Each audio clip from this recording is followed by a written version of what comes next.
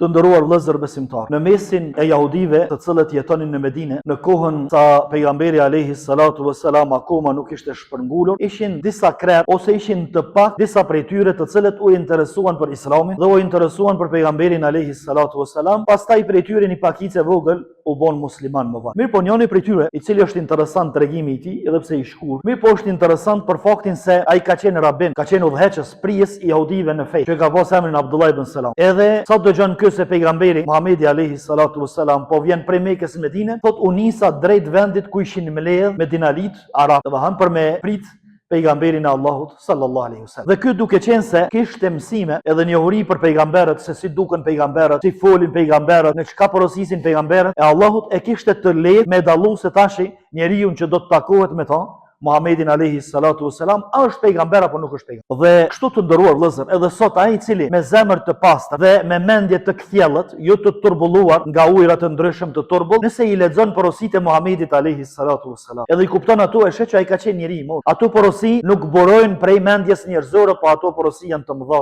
edhe i ka sjellë një njeri i madh, e që është Muhamedi alayhi salatu vesselam, i dërguari i Allahut. Thot Abdullah ibn Salami, sa erdh i dërguari i Allahut në Medinë, momentin e parë që shkeli koma e tij në Medinë, ju mbledhen njerëzit rreth. Edhe unë isha prej atyre që ju mbledhen, duke u mundu që me i bë vend vetes derisa u afrova në rreshtin e parë ose në hallkën e parë që e shihnim pejgamberin e Allahut sallallahu alaihi wasallam. Thot Abdullah ibn Salami, dëgjoni këtë fjalë, që thash më herët se njeriu me zemër të pastër dhe me mendje të kthjellët, nëse i lexon mësimet e pejgamberit, ndërsa për këtë ka qenë nëse e shohin pejgamberin. Thot si e kam pa fytyrën e tij, e kam kuptuar për një herë se fytyra e tij nuk është fytyrë mashtruesit edhe gënjesht. U kry. Don për gënjeshtra dhe për magjistar dhe mashtrues që e kanë akuzuar me kasit s'kan kanë vërtetë këtu. Sa Abdullah ibn Salami, duke qenë se e ka lexuar Tevratin, i ka ditë se çfarë cilësi edhe çfarë pamje kanë pejgambert Allah. Edhe thot fjalët e para që i tha Muhamedi alayhi salam ishin këto katra që tash po na i tregon. Mirë po të nderuar vëllezër, para se me i përmend këto fjalë, në çfarë pozite po i thot pejgamberi alayhi salatu wasalam këto fjalë?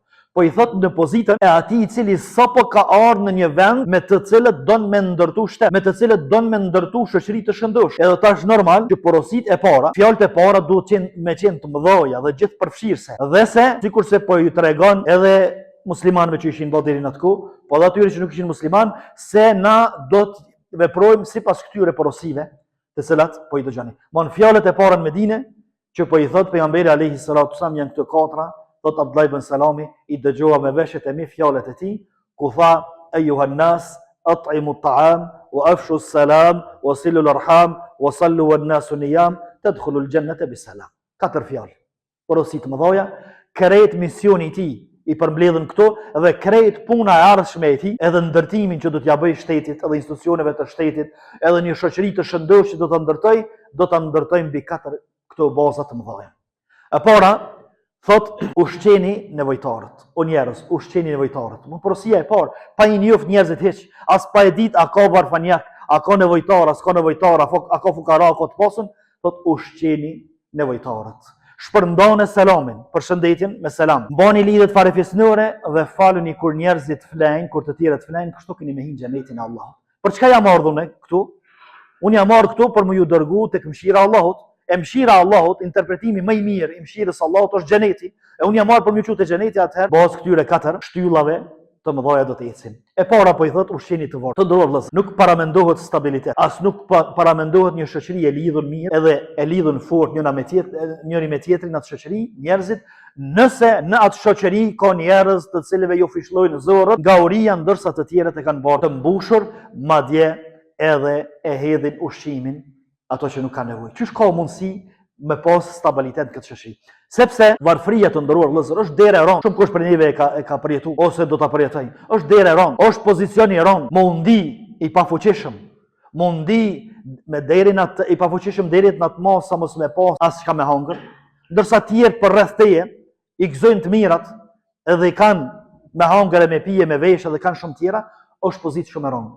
E tash pejgamberi alayhi salatu wassalam po ju drejtohet kësaj shoqërie që mos i lëni të tjerët anash. Sepse në këtë formë pastaj ky njeri ka mu detyru me të drejtë apo pa të drejtë që me i marrë not atij që ka, me i pas zili, me humb dashurinë mes tyre, pastaj edhe me hy konflikt mes tyre, sepse nuk ka mundësi mu paramendu stabilitetin. Ndërsa në anën tjetër të pasurit Allahu ja ka mundësuar që përmes një kashore bukës e cila është kafshata e mëshirës dhe rahmetit, me arrit tek kënaqësia e Allahut të lartësuar. Përmes këtij kashuri, përmes një ushqimi të cilin ndoshta na për çdo ditë e gjujmë, edhe e largojmë, se s'po mund me hunger. Çka më bë? Çete. Ndërsa dikush që ato nuk e ka. Ana përmes kësaj, që është tepris ndoshta tani, edhe që është vlerësojmë që nuk është në rregull kjo absolutisht, por kjo është temë vete, përmes kësaj e arrijm mëshirën edhe kënaqësinë e Allahut, e përfitojmë zemrën atij skamnurit, i forcojmë lidhjet në shoqëri dhe e ndërtojmë një shoqëri, sepse nuk ka mundësi të ndëruar vëllezër me qenë rahat me një shoqëri, me qenë pa hajni, me qenë pa zili, me qenë pa inate, me qenë pa ngatresa, kur dikush nuk gjon çka me hangër dhe çka me pi, ose fëmijët e tij shkojnë në shkollë dath edhe të zhveshur, ndërsa në anën tjetër kënena i shef njerëzit për rreth tij që i thojnë vetes musliman, e i thojnë vetes se e besojnë Allahun, edhe i çojnë në vend porositë e Allahut, çdo ditë fëmijët e tyre i ndrojnë veshjet, çdo ditë han ushqime të ndryshme që mos mu ju bë bajat, edhe mos mu gërdit për ushqimeve, ndërsa ai tjetri nuk ka edhe çat tepricin që tham që ai. S'ka mundsi, pastaj kështu edhe përhapet hajnia, edhe pse nuk është në rregull kjo mirë, por kjo është për shkaqeve që përhapet hajnia, inati, zilia, urrëtia, edhe thyrjet pastaj në mes njerëzve dhe çfarë shoqërie kjo mund të jetë. Porosia e dytë i thot pejgamberi alayhi salatu wasallam shoqërisë medinase, shpërndon selam. Fjalën selam, assalamu alaykum. Të nderuar vëllezër, ne kemi shumë përshëndetje të mira, edhe çdo përshëndetje dhe çdo fjalë e mirë, e cila ka hajrin ton, edhe prej dhe mshuri ose miqësi është e mirë dhe është e mirë sa ardhëm. Mirë, po selami është e veçantë, sepse selamin për herë të parë ka përdorur Xhibrili kur i ka dhënë selam Ademit. Me selam i ka ardhur Xhibrili dhe pejgamberët e tjerë. Selamin e kanë përdorur pejgamberët, selamin e ka përdorur pejgamberi jon sallallahu alaihi wasallam me shokët e vet, me arabë dhe jo arab. Selami është përshëndetja e banorëve të xhennetit. Wa tahiyyatuhum yawma yalqawnahu salam. Atë kur të takojnë Allahun e tyre, besimtarët, përshëndetja atyre do të jetë selam aleikum. E kjo shprehje, ka që përhapun te njerëzit më të mirë, te shtrisat më të mira, pejgamberi alayhis salam po të shpërndan. Sepse kur i jep selam dikujt, ti i thu që unë jam ai i cili eci në rrugën e Ademit alayhis salam, sepse Ademi e ka përdorur këtë shprehje. Eci në rrugën e pejgamberëve, eci në rrugën e pejgamberit, eci në rrugën e atyre që duhen me mritë xhenetit, sepse përshëndetja e xhenetlive është selam, edhe selam do të thotë paqe, kështu që prej meje mos u thot as mos uruj. Mos u thot sepse un jam njeri i cili shpërndoj paqe, pranoj paqe, jep paqe dhe prodhoj paqe. Sepse këtë zinxhir të selamit edhe të përshëndetjes me selam e ndjekit të cilën e kanë ndjek njerëzit më të mirë dhe shtresat më të mira. Pastaj të nderuar vëllezër, a nuk kemi sot dëshmitar që shumica e ngatresave, shumica e dhënesave, edhe leçitjeve që e kemi na sot është piknisja e tyne ose shkaku i tyne është se nuk ka fut. Po një ditë edhe kryt e kthej me një. Ty ka dok çashtu. Bajmaki ka pas 100 punë tjera që se ka pas veten e vet ka ashtu ec. A mo çka? Thot së më foli. Pse me i folën e? Edhe ai së më fol, ka dole, tu thellohen ndeku i ndarjes, edhe pastaj dalin hasëm njëri me tjetrin. Ku niskja? Wallahi së më ka pas fol, jam ka. Kush është përndaj selamin? Përshëndet, sepse pejgamberi alayhis salatu wasalam thotë më i miri është ai i cili i prin me selam tjetër. Ai i cili përshëndet i pari, ky është më i miri. Për ata pejgamberi alayhis salatu wasalam thotë për hapjen e selamit. Edhe shprehjet e tjera që tregojnë dashamirësi, edhe ato janë të mirë se ardha. Mirë, po selami, përveç krejt këtyne e ka edhe një karakteristikë tjetër, e që selami është dua, lutje. Kur ti tham dikujt assalamu aleikum, paqja qof mbi ty. Çka jeta jote qoftë paqë, mos pafsh trazira, mos pafsh probleme, mos përjetofsh siklete, po gjithmonë qetësi, rahati, stabilitet edhe paqe. Mon këto pja dëshiroj unë halo pa unë njoftu me ta, halo pa e ditë se kush është edhe tek është. Edhe tash kur e kuptojnë kështu që ai po mi dëshiron këtu, wa alaykumus salam, edhe ty gjithashtu këtu, edhe pastaj fillon këtu me afërsi, fillon me ndi njëri tjetrin që është afër, edhe nuk pas ka rrezik prej tij, sporuna prej tij, edhe kështu pastaj forcohen lidhjet në shoqëri. Porosia e tretë, bani lidhjet farefisnore, nuk ka mundësi të ndëruar vëllezër. Shoqëri mu paramendu kur secili është larg njëri tjetrit ose me një çash, ai këtë tjetri me një çash, edhe secili ban plane kundër njëri tjetrit. E sidomos kur këta njerëz janë të afërt mes vetë, sepse lidhja farefisnore është prej shtyllave bazë kësaj feje. Nuk ka mundësi dikush me qëndru mirë në islam, u konë musliman i mirë edhe ka ngecja dhe ka probleme në lidhjet farefisnore. Me farefisin. Me farefisin e vetë ku nuk është mirë. Qysh ka më konë mirë ai me tjetër? Kur ai nuk din me i thonë falenderit, me i falenderu farefisin e vetë, jeshtë e vetë, të cilët i ka afër, i ndihmojnë, e këshillojnë. S'din mi thonë faleminderit, qysh din mi thonë Allahut faleminderit? Pikërisht ka thonë pejgamberi alayhis salam, çaj që s'din me i thonë njerëzve faleminderit, s'din mi thonë as Allahut të lartësuar. E pejgamberi alayhis salam bëhet mani lidhjet farefisnore, sepse lidhja farefisnore kur I ka kriju Allahu të gjitha krijesat, u shtanku tek Allahu dhe thot: "O Allah, ti po na krijon, edhe më ke kriju mua. Mirë, po mua nuk kanë më mbajt njerëzit, kanë më në përkëmbë, kanë më shkel, nuk kanë më rujt hakun teme dhe shejtrin teme që po ma jep ti." Thot Allahu I lartësuar: "A je dakord ti që unë me I mbajt lidhet me ato që I mban me tyje, edhe me I kput lidhet me ato që I kput lidhet me tyje?" Thot po, atëherë thot edhe qetësohet. Kështu që ai I cili don me I mbajt lidhet me Allahun e lartësuar, paraprakisht duhet me farefisin e vet.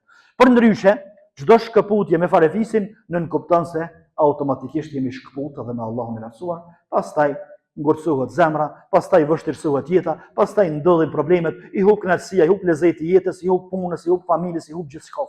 Kemi boll, s'na mungon kur gjë, po dyqysh s'jemi rahat. S'jemi rahat për arsye se e kemi kput në lidhje. Me farefisin e ajo lidhje pastaj ne I ka kput lidhjen tonë me Allahun. Ka më orë bereqeti, ka më orë rahatlëku. Zvjen pra, edhe porosia e katërt, faluni kur njerëzit flajnë. Kjo është për qëllim namazin natës të ndërordhës. Mirë po, qysh me I fol njerëzve sot për namazin e natës, kur namazin e ditës nuk kemi tu e bë që është farz. Pejgamberi alayhis salam porosin e parë, po je jep mu fol natë, në namazin sunet. Dërsa për farzin s'është bë mohabet kjo punë atku. Edhe s'do të më bë mohabet te muslimani. Unë musliman, edhe I nënshtrohem Allahut, edhe I besoj Allahut, edhe I pranoj urrat e Allahut. 25-6 herë Allahu më ka thonë falën Kur'an, edhe halo me neja më fala mos më fal. 2 herë më thon dikush, në jaran që e ki për zemër, edhe për shpirti më thon ja kryeni punë, kemi mundu më ja kryo se si del më përpara. Po vjen marrë vallahi. Që 3-4 herë të më thon se ne kum kry, po vjen marrë më mesat. E çysh mos më na marrë. Para Allahut lartësuar, o robim, a ke besu Kur'anin, a I ke dëgju ligjëratat, a I ke dëgju xhallat, a I ke dëgju që 20 e sa herë të kom thirrën në për më fal. Jo një herë, 25-6 herë të kom thirrën më fal.